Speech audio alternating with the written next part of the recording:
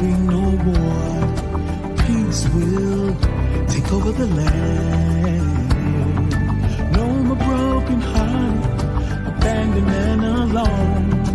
God will separate the right from wrong. Then we'll be changed in a moment, caught up in the twinkling of an eye. Hey, is my microphone on? 1, 2, 1, 2. Hey, family, what's going on? It's Lizzy right here with Life with Lizzy at Believe Radio, your 24-hour inspirational and gospel music station, honey.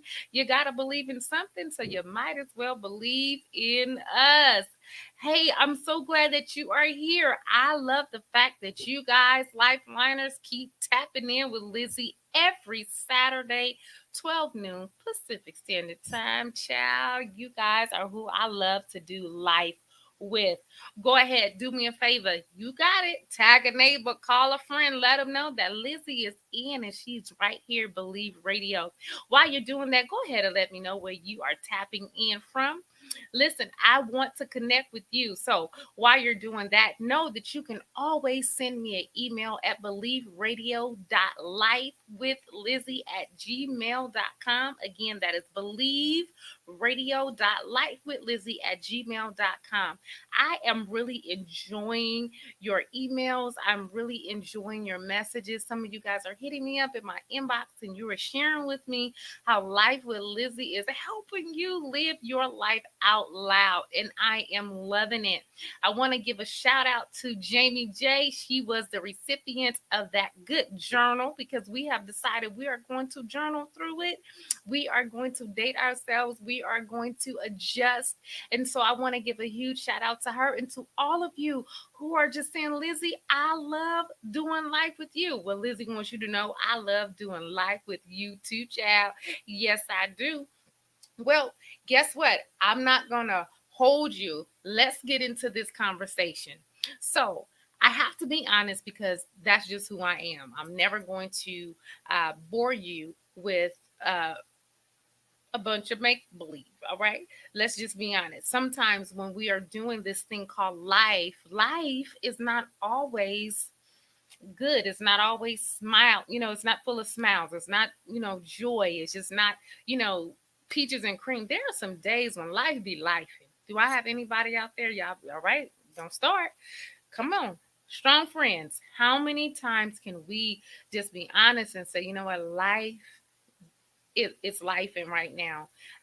I am in a place where, I really need God to do something for me. I have been believing God for a long time. And Lizzy, I'm about ready to throw in the towel. I want to tell you, don't throw in the towel, but I want you to know Lizzy knows exactly where you are, right?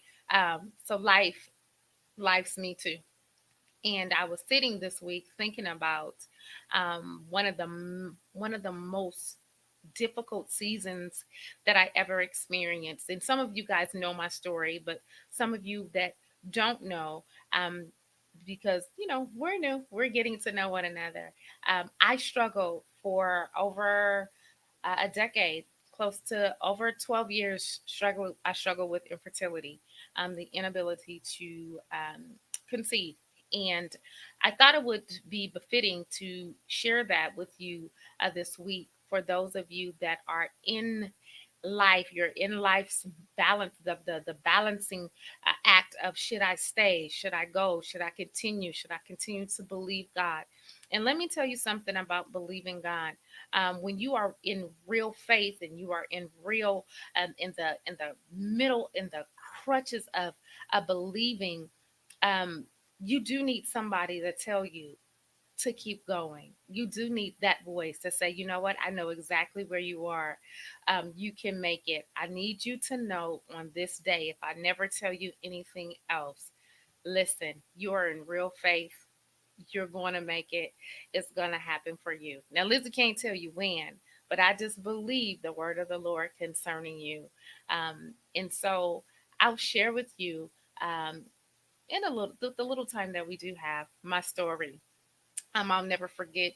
I remember My husband and I, we had just gotten married, and we are expecting to share the news. Oh, we're gonna have a baby, and for whatever reasons, that didn't happen. It was not happening as soon as I thought that it should happen, and I started realizing there were some things that were physically taking place in my body. And so I remember going to the doctor, and I'm saying, hey, something's not right. And the doctor, she began to run a battery of tests. And I was thinking, like, do it really take all of that? But nevertheless, I get these test results back, and they were not in my favor. And she began to share with me that it would almost be very difficult or almost impossible for me to conceive. And I remember the air uh, being sucked out of that room. And I had to make a conscious decision right then and there. Was I going to accept the report of the physician, or was I going to accept the report of the Lord? And so, unfortunately, there was no organ, there was no drums, there was no piano, there was no choir, there was nobody in the room saying, touch your neighbor. I had to come in agreement with the word concerning my life that I would conceive. And so, in that moment, I had to consciously drown out what she was saying. I could not let doubt in, I could not let fear in, I couldn't let all of these emotions and these things that were grasping for my attention. I believe oftentimes when we are dealing in life situations and when we hear something that's traumatic or it's something that causes our heart to drop, there's these things like fear and uncertainty and all of those things they're seeking to get in. But it was in that moment that I had to put up my faith walls and say, wait a minute, wait. What am I in this instance choosing to believe? And I chose to believe that God could heal. I have to be honest with you because I thought for sure it would be a, quick uh, end to this, but it was not quick. In actuality, it seemed like it escalated. The more we tried, the more heartbreak, the more disappointment began to happen. I remember now wondering, what did I do to deserve this? Do I got any lifeliners out there? Come on, strong friends, talk to me. Or you feel like the thing that you're going through has to do with something that maybe you did wrong. But let's look at that through another set of lenses. Could it be that you faith God right? That the Lord knows that He can trust you with trouble? hmm Let's talk, friend. I believe that God knows that He can trust you with trouble. And so, anytime you can be trusted with trouble, there is a process that faith walkers go through. And so, here I find myself, walking this out and believing God. And let me tell you something, there were days where I cried. I could not listen, tears would not leave me alone. I begin to here it is, begin to look outside of my life and outside of my window, and I would begin to see other people. And here's the thing, when you are in life and life is pressuring you, we all have the tendency to try to compare our lives to other people. But let Lizzie share something with you. Don't. Do not compare yourself with a highlight reel to somebody else's life when, guess what? You don't see the totality of what they're going through. And so I began to compare, and what about this and what about that, and I had all of these things going on, and I remember having to sit and say, Lord, you're going to have to help me because I need you. I really need you because now depression had begun to set in. Am I talking to anybody? I begin to wonder not if, but just simply when.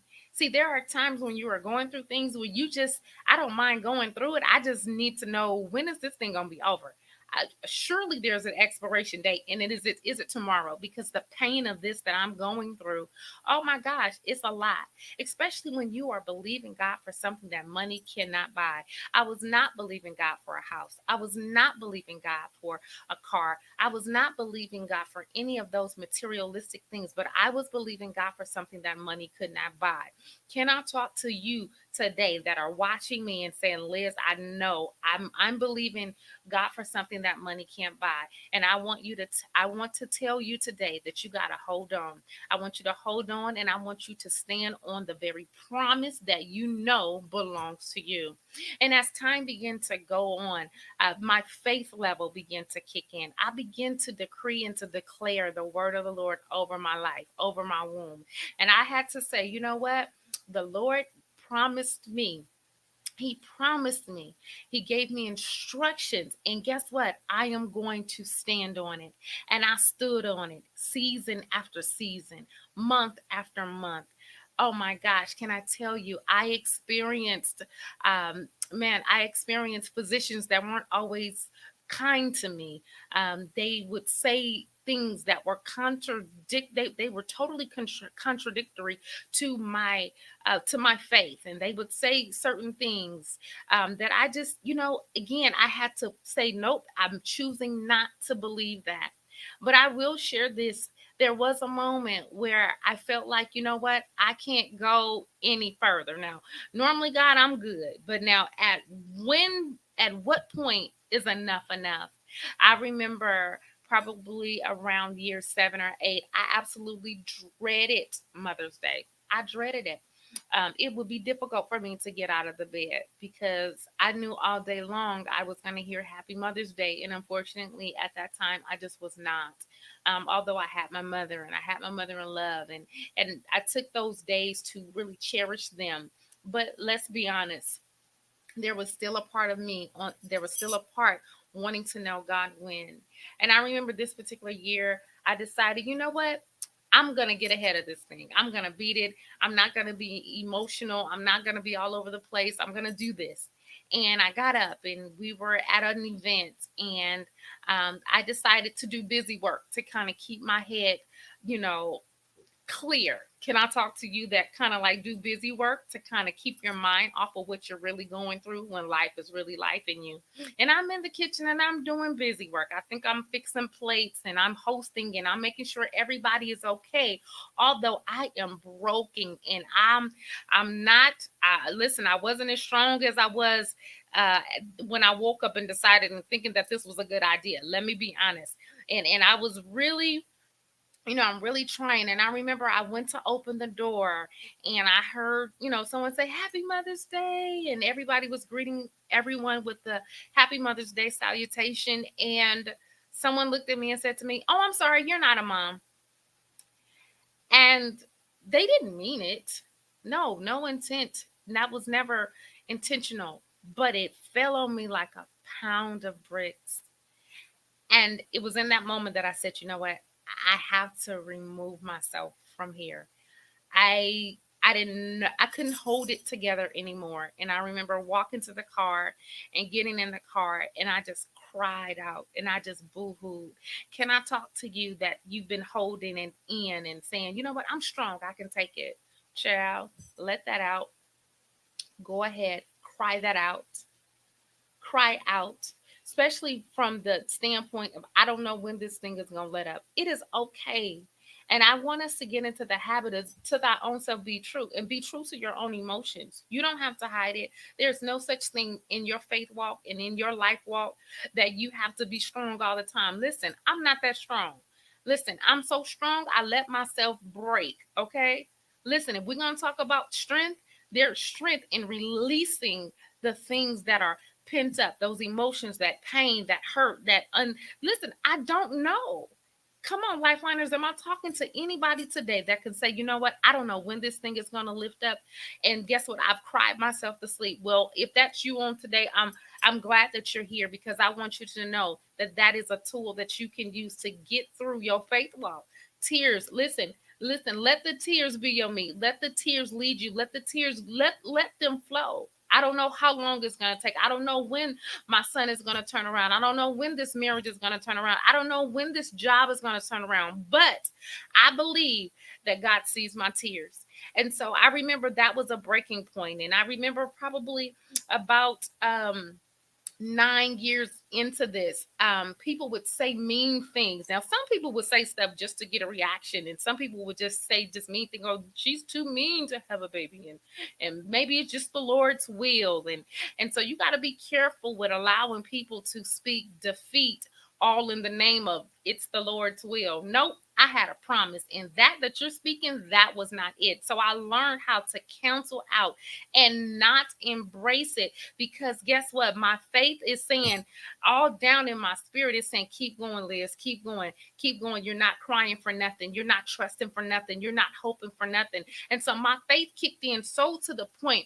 I remember going to the stores and I was buying baby bottles and blankets. And because, listen, I'm a woman of faith. So my faith required that I did something. I remember having bottles in the cabinet, and I would open the cabinet in the kitchen and say, "One day it's going to happen." I remember I had barrettes and all kind of baby clothes and socks, and I began to prepare for what they said I could not have. Oh, I think I've said something. How about you this week? Begin to prepare for what they say that you cannot have. Because here's the reality, that if God said you can have it, child, you can bet your last dollar it is on the way. So I remember doing those things. And I remember even when I would get negative pregnancy tests, they would come back. And I just knew deep down in my heart that this was going to be the time. And guess what? It wasn't. But guess what? I would let those tears flow. And I said, nope. That means God is getting ready to do it. That means I'm closer today than I was on yesterday. I want you to start telling yourself this week, I'm closer today than I was on yesterday. Do you hear me? Say it with me. Write it in the comments. I'm closer today than I was on yesterday.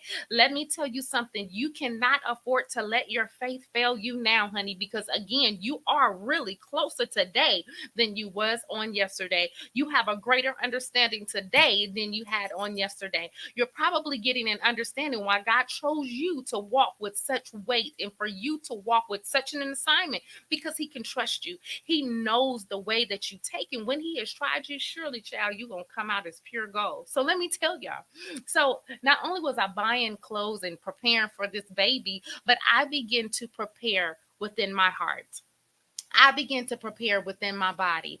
I begin to say, you know what? I want to have a healthy pregnancy. So what did I do, honey? I started losing weight, child. Yes, I did, because I didn't want, gestational diabetes and all of those things and heart issues. I didn't want all of that.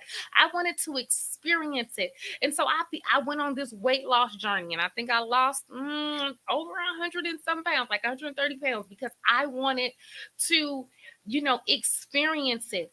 Listen, and I also lost that much weight just in case after I had the baby, I didn't want to lose no more weight. I'm all right. But nevertheless, I was prepared. I prepared. I prepared. I began to look in the scriptures and see what the scriptures say about parenting and all of those things. And I began to prepare for what they said I would never have. Let me talk to you that you may prepare for what they said you're never going to have. Child, if I tell you nothing else, get to it, start preparing, start dreaming again, bring that vision out. Yeah, bring it out again, dust it off. It's not too late. Prepare for what they said you would never have. So, as I did that, I remember in this faith walk, I think it was like year 10, and I finally did get pregnant. And I'm excited, and I'm overjoyed. I'm saying, okay, God did exactly what he said he was going to do. And so I'm just like, okay, yes, God did it. God did this thing. And I'm running around the church, and I'm high-fiving, and I'm sliding, and I'm doing all of those things. And I'll never forget, it was on I think it was like a Sunday night. And I was just like, okay, God and did it. Um, I'm okay. I'm gonna be okay. God did it. Okay, okay. And um, let me see, that Monday morning, I woke up to a bed full of blood. And I remember saying, no, God, I don't want this part of the story. I don't want this chapter of my story, God. Because the very thing that I feared would come up on me had come up on me. And that was a miscarriage. Because now this is out of my control. There's nothing I can do about this. Surely this can't be it. And I remember, laying hands on my belly and praying and doing everything that scripture told me to do. Speak those things that are not, and hold on, and speak faith. And I was doing all of that. But I knew deep down on the inside something was happening in my body. And so I was rushed to the emergency room. And, you know, I go into the emergency room, and the physician said, "Well, it looks like it was twins, and there's still an embryo there." And I'm like, "Okay, good, I'm okay."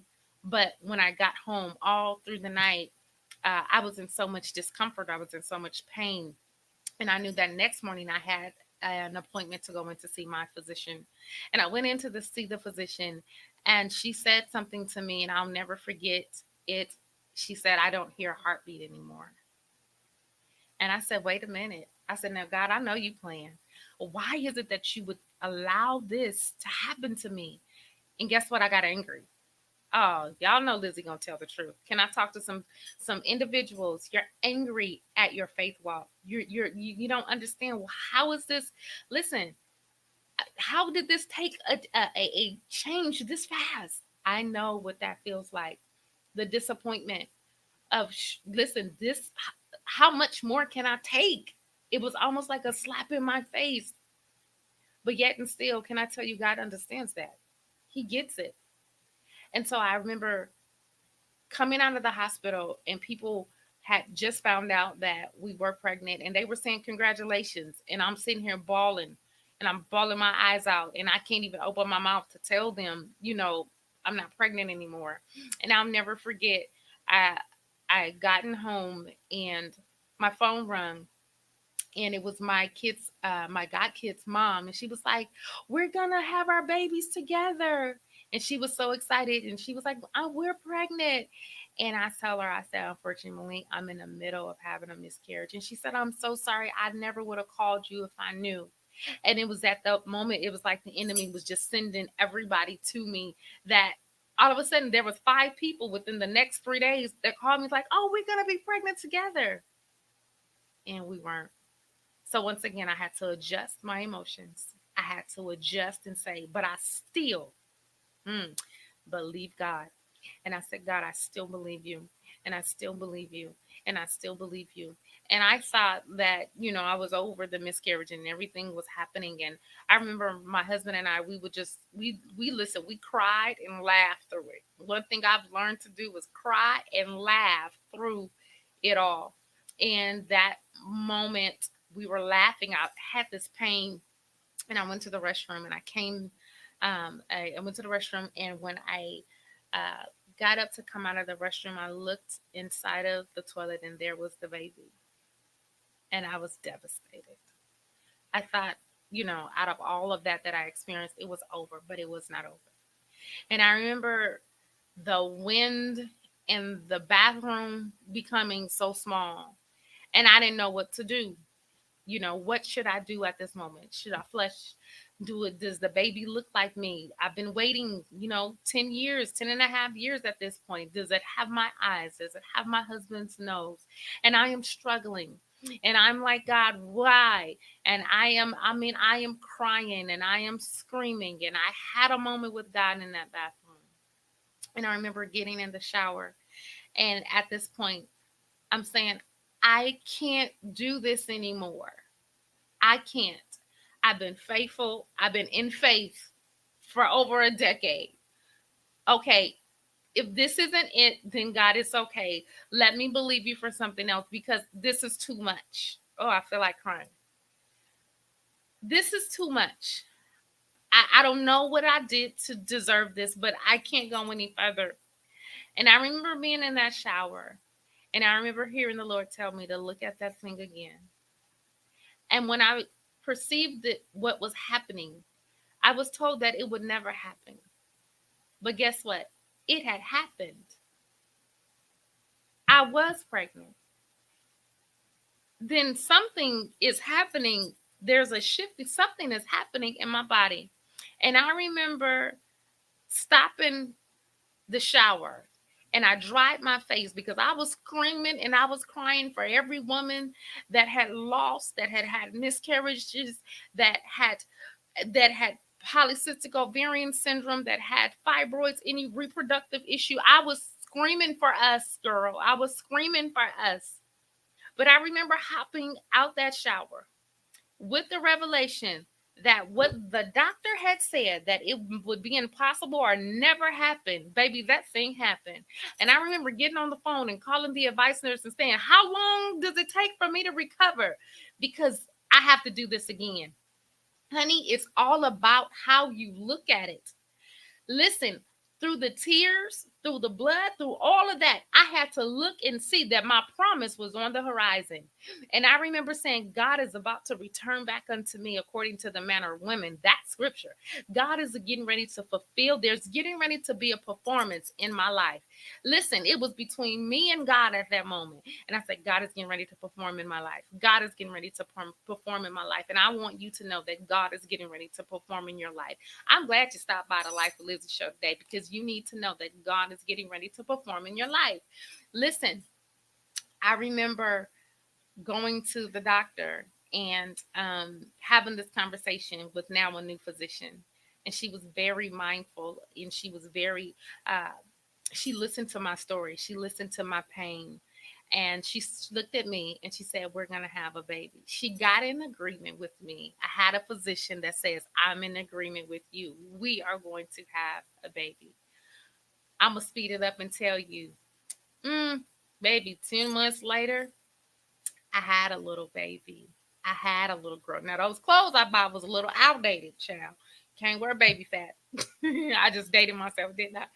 But I did. And I remember when I was in the delivery room, um, some things had begun to happen. And I made the conscious decision. I said, take me there. Um, Go ahead, do the surgery, get her out. I'll be okay. I was confident I'm going to be okay because I got to live to see the thing and hold the thing that God promised me. I got to live to see and hold the thing that money cannot buy. And I remember laying there in the OR and they told me, well, because of the trauma that has happened during the delivery, you won't hear her cry. And I said, no, not so. I've waited 12 years to hear the sound of my faith. Let me say that again. I waited 12 years to hear the sound of my faith. And they delivered her. And I heard this voice, this cry, this sound coming from my faith, from my baby. And again, God had did exactly what he said he was going to do. It took me 12 years to get there. But if I know nothing else, there's only one thing that God can't do, and that is lie. I want to encourage you on this day that if He spoke it, stand on it, and believe that it is getting ready to come to pass. See, this life that we only have one life, so we might as well get busy living or we might as well get busy dying. But we're not in the business of dying, we're in the business of living.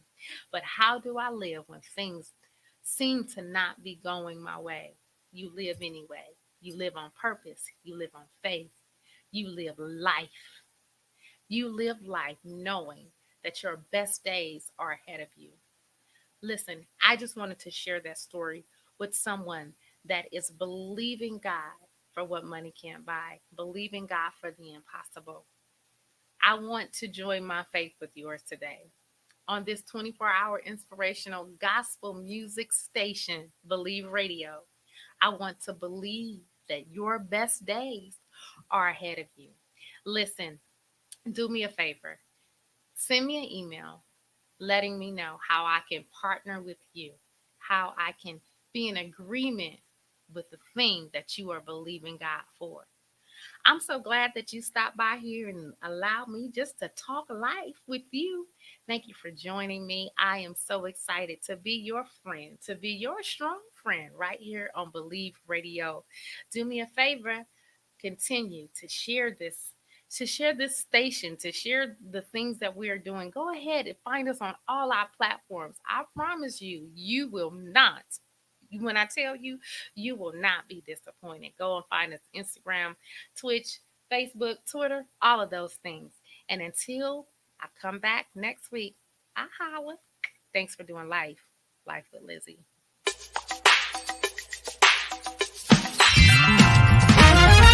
A day is coming, there'll be no war. Peace will take over the land. No more broken heart, abandoned and alone. God will separate the right from wrong. Then we'll be changed.